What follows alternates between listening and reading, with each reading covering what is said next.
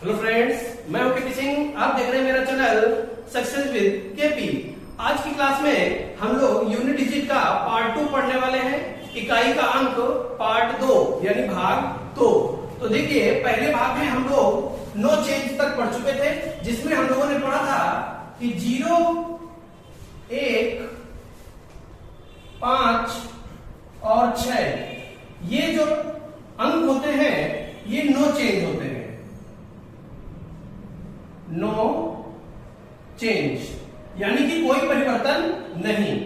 अब हम बात करेंगे 4 की और 9 की। इनके बारे में देखेंगे और समझेंगे। अगर हम 4 की घात 1 कर दें तो हमको क्या मिलेगा? तो हमको 4 मिलेगा। अगर हम 9 की घात 1 कर दें तो हमको क्या मिलेगा? 9 मिलेगा। फिर यहीं पर अगर हम 4 की घात 2 कर दें तो हमको 16 का 6 मिलेगा। 4 की घात 2 का मान 16, 16 का क्या मिला? 6 मिला। ठीक है, और भी हम करके देखते हैं। 4 की घात 3 करके देखा तो हमको 64 मिला, यानी कि 64 का 4 ले लेंगे। ठीक है, अब अगर हम 4 की घात 4 कर दे तो कितना हो जाएगा? 256 हो जाएगा। तो 256 का हम क्या ले लें? इकाई के स्थान पर 6 आता है, 6 ले लिया। तो हमें यहां पर क्या दिख रहा है कि जब घात 1 लगी थी तो हमको 4 मिला, जब घात 2 लगी है तो 6 मिला, 3 लगी तो फिर से 4 मिला, 4 लगी तो 6 मिला। यानी कि हम यहां पर एक नियम बता देते हैं आपको, वो आप रट लीजिए और हमारा काम हो जाएगा। वो क्या नियम है कि अगर 4 की घात सम संख्या हो तो आपको कुछ करने की जरूरत नहीं है, सीधे सीधे 6 लिख देना है। 4 की घात अगर सम संख्या है तो सीधे सीधे इकाई के स्थान पर 6 लिख देना है। और अगर 4 की घात विषम हो, क्या हो? विषम, तो आपको इकाई के स्थान पर 4 लिख देना है। तो ये हमारे पास 4 का नियम हो गया। 0, 5, 6 और यहां पर 4, यानी 0, 1, 5, 6 और 4 के नियम हम लोगों ने सीख लिया है। अब 9 पर देखिए, तो जब 9 की घात 1 करा था तो हमको 9 मिला, जब 9 की घात 2 किया तो हमको 81 का 1 मिलेगा। ठीक है, और फिर जब 9 की घात 3 करेंगे तो 729 का 9 मिलेगा, और आगे भी इसी प्रकार फिर जब हम करेंगे तो हमको 1 और 9 मिलता चला जाएगा। ठीक है ना? तो हमने यहां पर भी 9 का नियम भी देख लिया, उसको भी देख लेते हैं। जैसे अगर हम 9 की घात सम कर दें, 9 की घात सम कर दें तो आंसर हमारा इकाई के स्थान पर 1 आता है। और अगर 9 की घात हम विषम कर दें, 9 की घात विषम कर दें तो इकाई के स्थान पर हमको 9 मिलता है। क्लियर? तो इस तरीके से हमने 9 का नियम भी सीख लिया। ठीक है, विषम में सेम संख्या रहेगी और सम में 4 का 6 बन जाएगा और 9 का 1 बन जाएगा। तो इस तरीके से हमने 0, 1, 2, 3, 4, 5, 6, 7, 8 और 9 इतने अंकों में 0 को कंप्लीट कर लिया, 1 को कर लिया, 5 को कर लिया, 6 को कर लिया, 4 को कर लिया और 9 को कर लिया। अब हमारे पास 4 अंक बचे हैं, 2 और 3, 7 और 8। इनके बारे में पढ़ने वाले हैं। तो चलिए इनके बारे में देख लेते हैं और फिर कुछ एग्जाम्पल करते हैं और वहां से हम लोग सीखते हैं।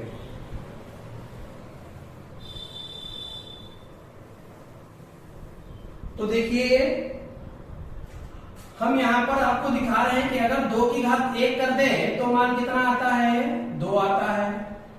अगर 2 की घात 2 कर दें तो मान 4 आता है।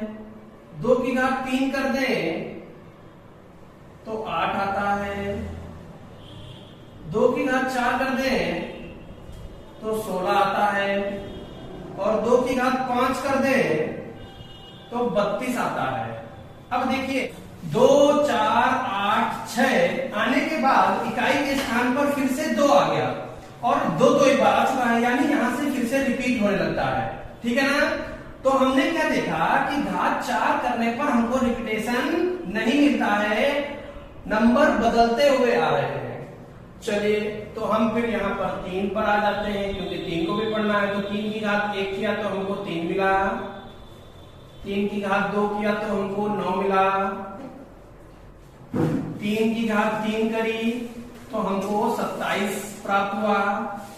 जब 3 की घात हमने 4 कर दी तो हमको कितना मिला? 81 मिला।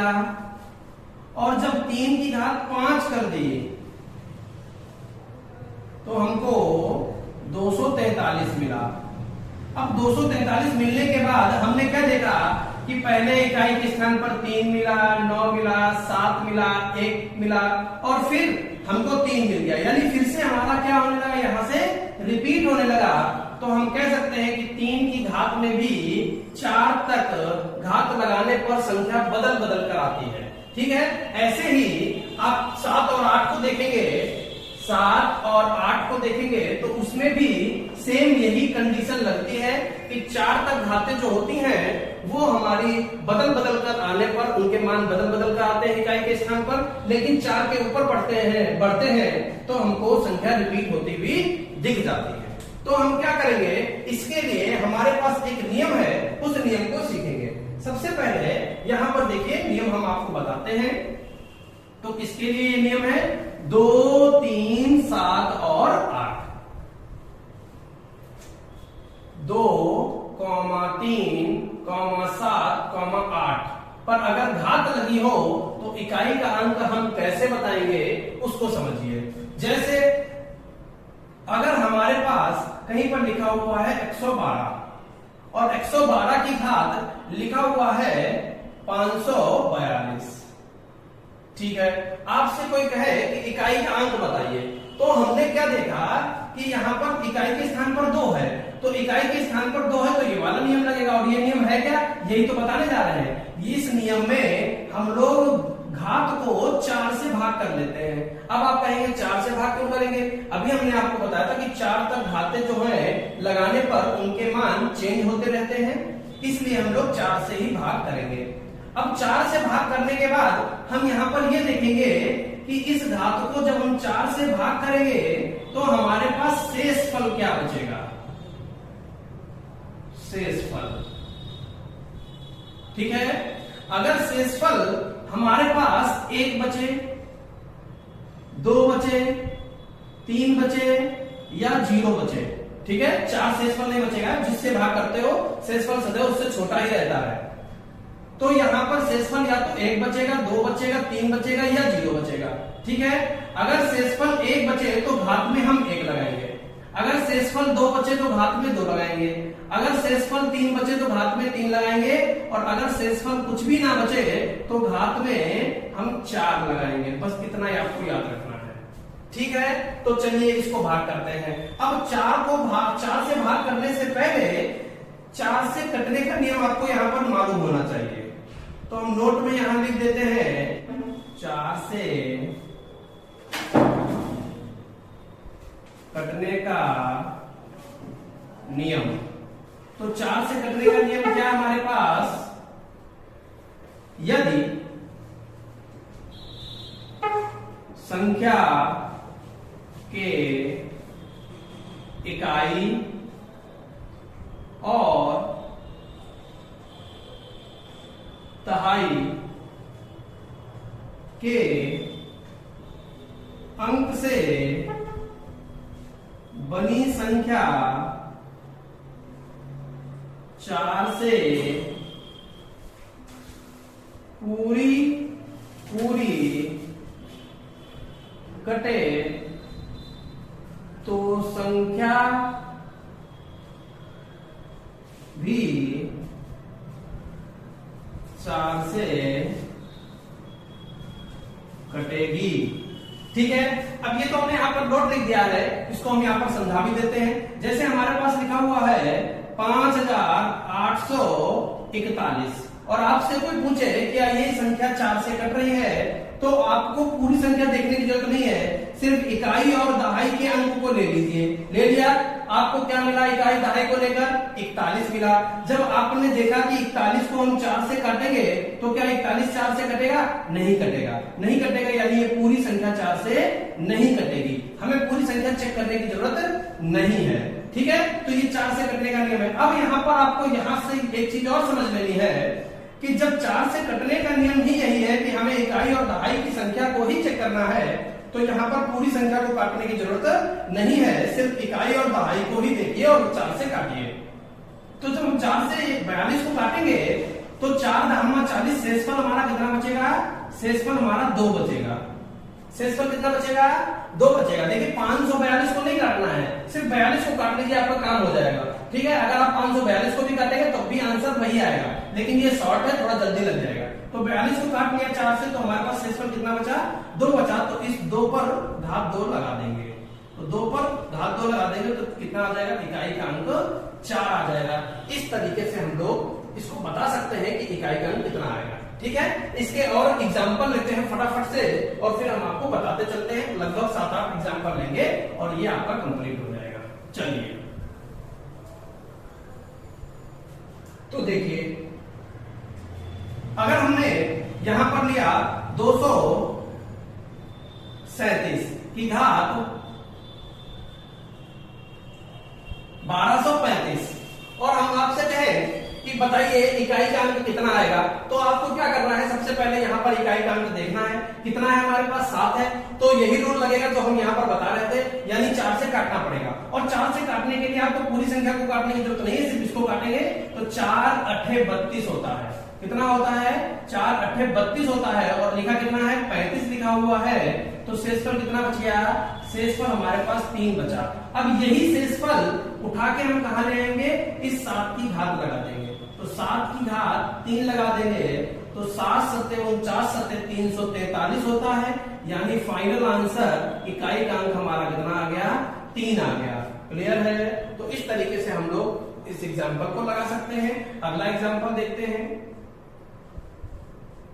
अगला एग्जाम्पल हमारे पास है, मान लिया संख्या हमारी लिखी हुई है 5128 की घात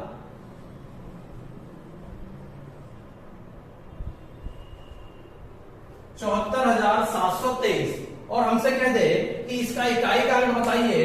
तो सबसे पहले आपको क्या देखना है कि यहाँ पर इकाई का अंक कितना है? 8 है। 8 है तो कौन सा रूल लगाओगे? नो चेंज का लगाओगे? नहीं। सम विषम का लगाओगे? नहीं। फिर कौन सा लगाओगे? जो यहाँ पर हम लोग सीख रहे हैं 4 से भाग करने वाला नियम।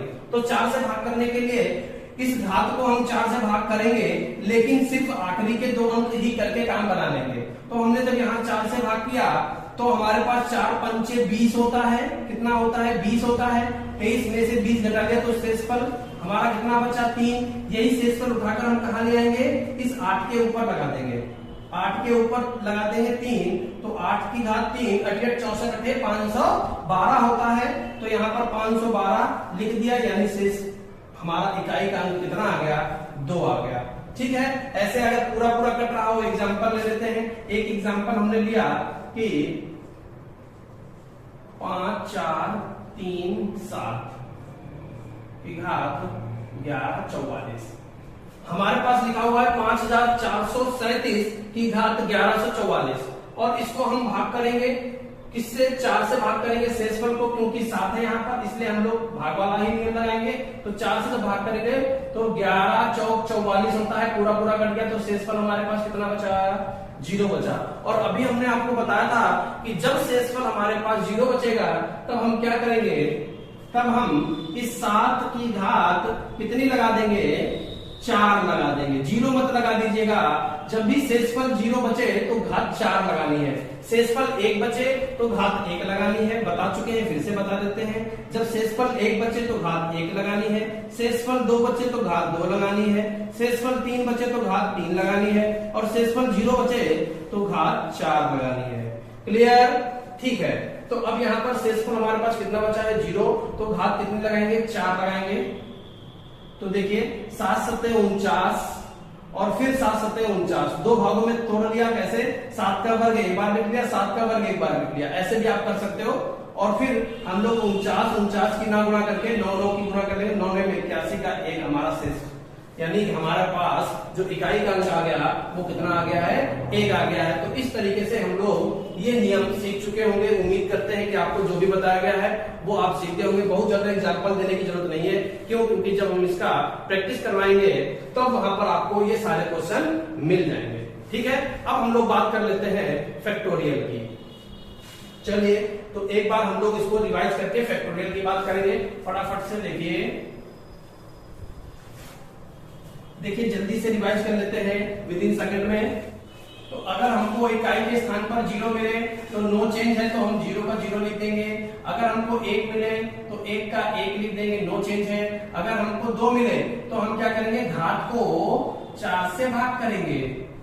अगर हमको 3 मिले तो 3 को भी हम कैसे करेंगे, घात को 4 से भाग करके करेंगे। और अगर हमको 4 मिले तो हम सम या विषम चेक करेंगे।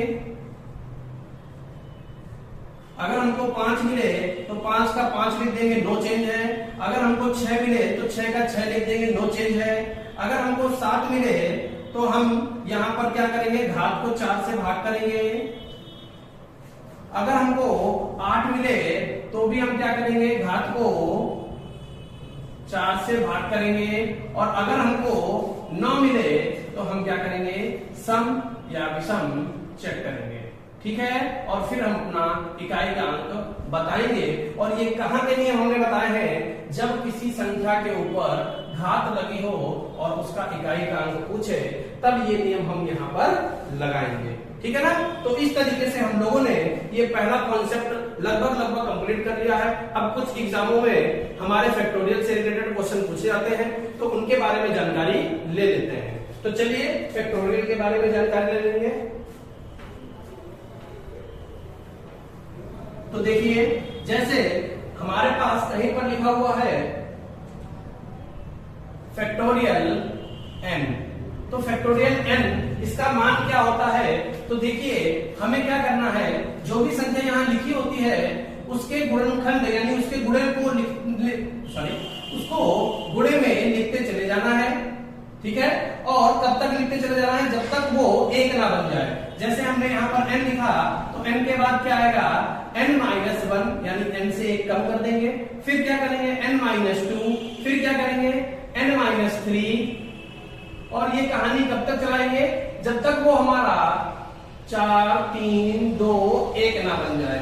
तो इस तरीके से हम किसी भी फैक्टोरियल को खोल सकते हैं। अब आपको उतना ज्यादा समझ में नहीं आया होगा तो हम आपको और अच्छी तरीके से बताते हैं एग्जाम्पल लेकर। जैसे हमने देखा कि हमारे पास एग्जाम्पल में लिखा हुआ है फैक्टोरियल 5, और फैक्टोरियल 5 को हमें खोलना है, तो हम क्या करेंगे, फैक्टोरियल 5 का मान निकालना है, तो लिखेंगे 5 गुणे 5 में 1 कम कीजिए 4, 4 में 1 कम कीजिए 3, 3 में 1 कम कीजिए 2, 2 में 1 कम कीजिए 1।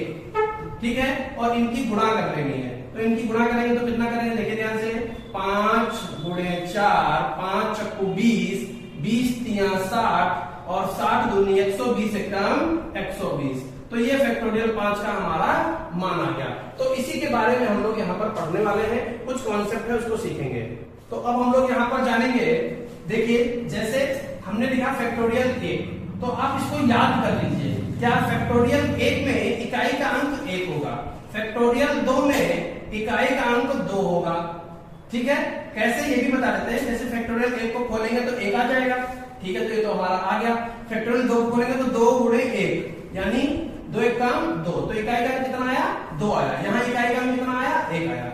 अच्छा फैक्टोरियल 3 को देखते हैं, तो 3 गुणे 2 गुणे 1, तो 3 दूनी 6 कम 6, तो इकाई का अंक यहाँ कितना आया, 6 आया।